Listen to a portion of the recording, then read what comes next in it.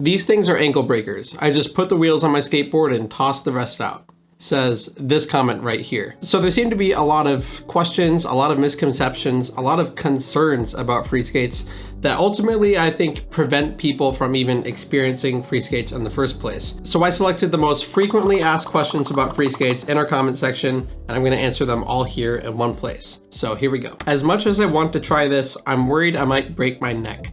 How can we combine rollerblades and skateboards but make them way more dangerous? Hold my beer. At first glance, I can understand how free skates look dangerous to an untrained eye, but when you really look into it, free skates aren't attached, so just like on a skateboard, you can jump off. This is not the case if you ride roller skates, if you ride inline skates. If you fall on those, you kind of have to pick a part of your body to fall on. Whenever you feel uncomfortable on free skates, you can just hop off or step off. Free skates are safer than you might think, and they're about as safe as you choose to make them. Next question is, are free skates child friendly? Yes, they are. And a good example of this is the videos coming out of Japan. In most of, if not all of those videos, there are kids riding free skates, some as young as 5 or 6. If the child is 3 or 4, they may be a little bit too light to actually maneuver the skates, but I'd say 5 and up, give it a go. It's always best to start them young. How about the speed? Faster than running, slower than cycling? I'm curious how fast you can go with these. So this is one of my favorite things about free skates, which is they can go fast. Among all the wheeled rides that I've come across while skating out on the boardwalk,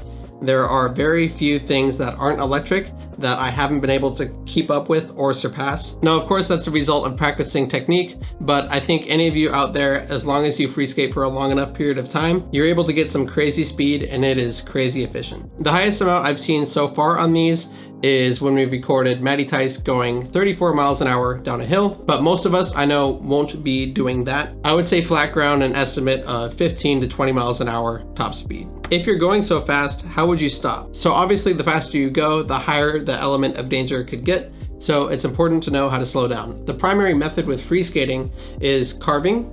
So that is carving left to right to left to right to bleed off speed and eventually stop. When you get good at carving, this gets crazy efficient. You can stop super quickly. There are other methods of slowing down, but carving is the main one. What's the weight limit on them? I'm around 350 and wonder if they would stand up to the use of a fella my size. So this might be a surprise, but there is actually no known weight limit to free skates, at least for humans. So I don't care if you're 300, if you're 400. There was a guy who was over 500 pounds that came to one of our free skating meetups, and he's able to free skate. On top of this, we tried to crush a free skate with a 4,500 pound truck, and it took us 2 tries. So unless you're that truck, you're probably gonna be good. It looks difficult. How long does it take for people to learn it? So part of our job here at JMK is to teach people to free skate, and that's not just with these online tutorials, but also in person at our weekly meetups and at our headquarters in San Diego. Having learned myself and from 3 or 4 years of teaching people to free skate,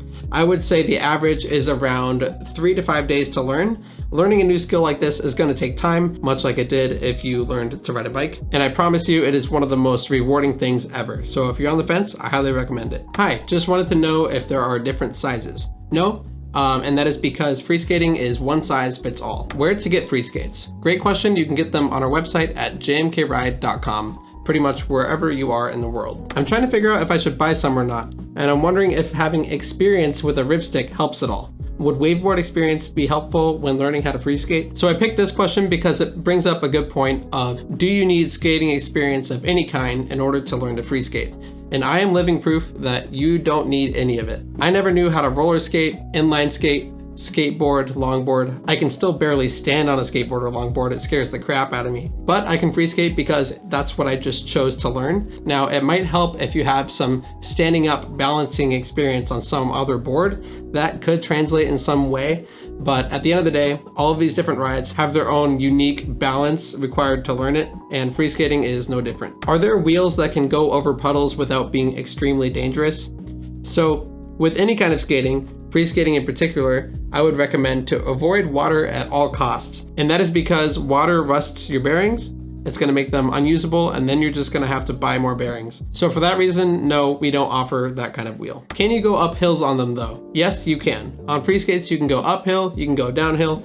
I know that because I did that all the time on my hilly college campus. Think of it like on a skateboard where you would just have to push harder if you're trying to go up a hill. On free skating, you have to do the pumping motion harder, and with more force to ultimately drive your way up that hill. At the very beginning, yes, this is going to make your legs sore, but just like working out, you get used to it and the soreness goes away. Will Freeskates handle rough terrain, such as a badly paved sidewalk, or does it only work on smooth hills? What if I hit a rock? Freeskates are actually great at handling rough terrain, and that is because of the big, soft, round wheels. With the right technique, it's surprising the level of roughness that Freeskates can handle. We show a ton of examples of rough terrain and other kinds of terrain in this terrain video right here. Is it similar to riding a RipStik or not at all?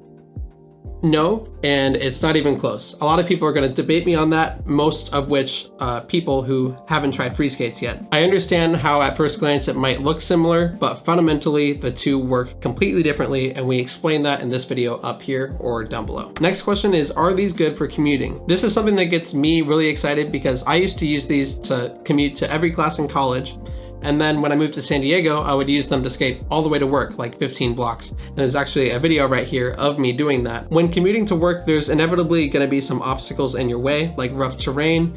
There's gonna be people, cars, a lot of things to take into consideration. And with how maneuverable Freeskates are, how easy it is to speed up and slow down once you're experienced, and for how well they handle terrain, they are honestly the perfect tool for commute, of course, if it's within skating distance. What's that colored green thing around the edge of the flat part? Do you have to have those grips around the square to do it? So this person is referring to edge guards, and they're pieces of rubber that go around your skates. No, they're not necessary for the learning process. I will say they do make your skates a bit more comfortable to stand on because of the increased surface area. It also helps for doing some tricks and a bunch of other benefits. I'll link the video where we talk about them down below. But no, ultimately, it's not entirely necessary to start learning. How popular are Freeskates now? That's actually a really good question, and my personal answer to that is not as popular as they should be, but also a lot more popular than you might think, particularly in areas like Japan and China, and even in the US. There are a lot of free skaters around. I think the problem is there's not enough concentration in single areas yet.